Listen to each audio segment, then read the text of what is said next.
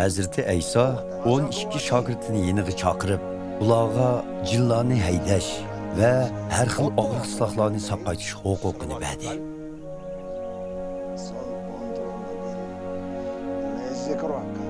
Bu 12 shogirdining ismlari undaq: Petrus debmi atalgan Simon va uning inisi Ender, Zebediyning o'g'li Yaqub va uning qarindishi Yuhanna, Filip va Bartolomay, Thomas va Bajgir Matta, Alpayning o'g'li Yaqub va Taday, vatanparvar deb atalgan Simon va Hazreti Aysoga tatqulluq qilgan Yahuda Ishqariyot.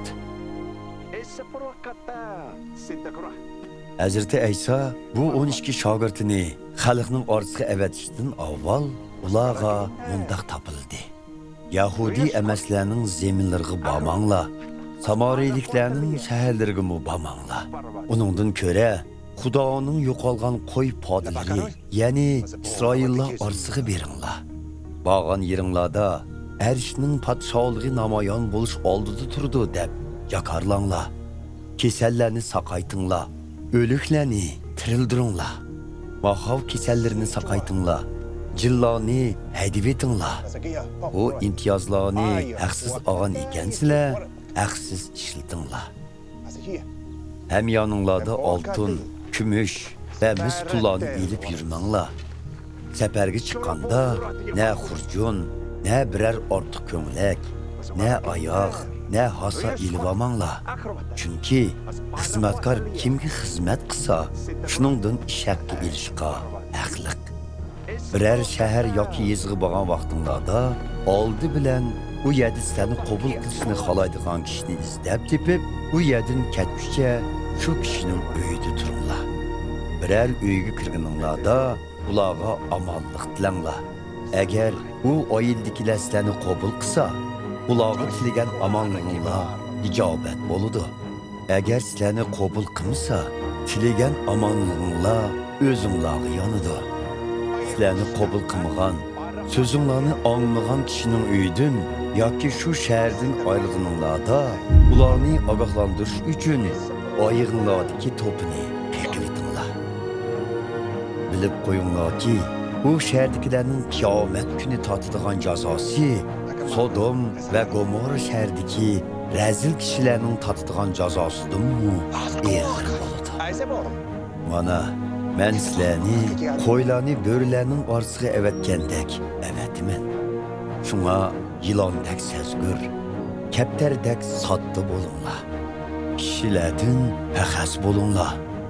Ular sizlarni tutqun qilib, sotga topshirib beradi. Ibodatxonalarda qamchilaydi. Sizlar menga ishonganlar uchun vali va podsholar oldiga elib berilib, so'roqqa tortilasizlar. Bunun bilan ularning va Yahudi emaslarning oldida mening guvohchiligim bo'lsizlar. So'roq qilingan vaqtinglarda qanday javob berish yoki nima deyishsin andish qilmanglar. Chunki u chaqda qildigan so'zlaringlar sizlarga nesib qilinadi. Sizlar o'zinglar so'zilmaysizlar, balki arishdagi otanglarning ruhi sizlar orqali so'zlaydi. Qarindosh qarindishiga, ota bolasiga xoinlik qilib, ularni o'limga tutib berdi. Balalarmu ota-onasi bilan qarshilashib, ularni o'limga ittirdi. Menga ishonganinglar uchun hamma odam sizlarga o'chmanlik qiladi. Lekin oxirgacha bardoshlik berganlar jazman qutqizildi. Ular sizlarga bir shaharda ziyonkashlik qilsa, yana bir shaharga qochib beringlar. Bilib qo'yinglarki, sizlar Isroilning butun shaharlarini orlab bo'lguncha inson o'g'li qaytib keladi.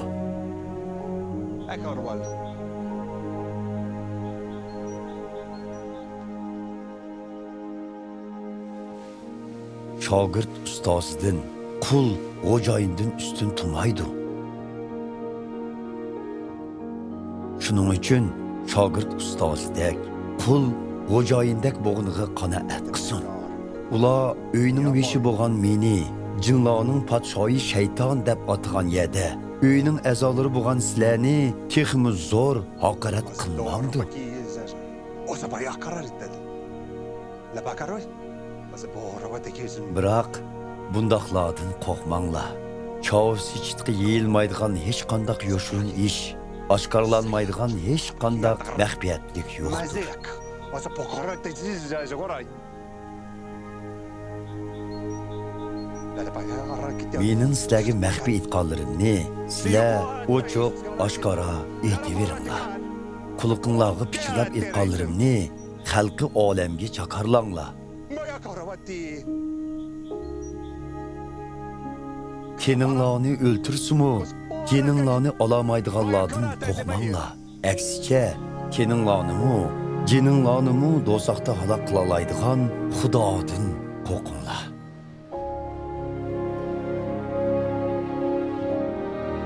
İki qushqoshni bir tanga setib olg'ili bo'lsa-mu, lekin arishdagi otanglar bilmay turib, ulardan birsimu yerga tushmas. Sizlarga kelsak, hatto sizlarning har bir tol chechinlarningmi hisobi bor. Shundoq ekan, qo'rqmanglar. Chunki sizlar Xudo uchun nurg'ulg'an qushqoshdinmi qimmatlikda. Ko'pchilik oldida meni e'tirof qilganlarni menmi arishdagi otamning oldida e'tirof qilaman. Biroq ko'pchilik oldida meni rad qilganlarni menmi arishdagi otam oldida rad qilaman. Meni dunyoga tinchlik elib keldimikin deb o'ylab qolmanglar.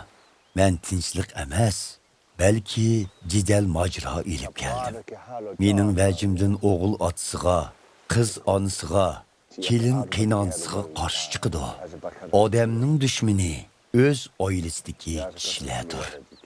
Ota-onasini mendinmi aziz ko'rdiganlar mening shogirdim bo'lishga loyiq emas. Farzandlarini mendinmi aziz ko'rdiganlarmi mening shogirdim bo'lishga loyiq emas. O'zining krestini ko'tarib, menga agashmaganlarmi shogirdim bo'lishga loyiq emas. O'z hayotini oyaydiganlar aksicha uningdan mahrum bo'ladi. Men uchun o'z hayotini oyamaydiganlar uningga erishidi. Sizlarni qabul qilganlar meni qabul qilgan bo'ladi. Meni qabul qilganlar bo'lsa, meni avatkuchi Xudoni qabul qilgan bo'ladi. Bir payg'ambarni Xudoning so'zini yetkazganligi sababidan qabul qilganlar payg'ambar bilan o'xshash inomga erishidi. Durust odamni uning durust bo'lganligi sababidan qabul qilganlarmi shu odam bilan o'xshash inomga erishidi. Bilib qo'yinglarki, Hazrati Aysoning shogirdi deb shogirdlarim ichidagi eng arzimas biriga hatto biror ichini sovuq suv bergan kishimi jazman mening inomimdan mahrum qolmaydi.